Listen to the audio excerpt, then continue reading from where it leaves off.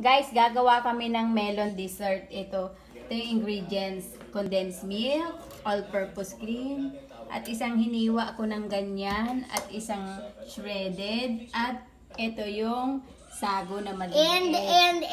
So, let's go!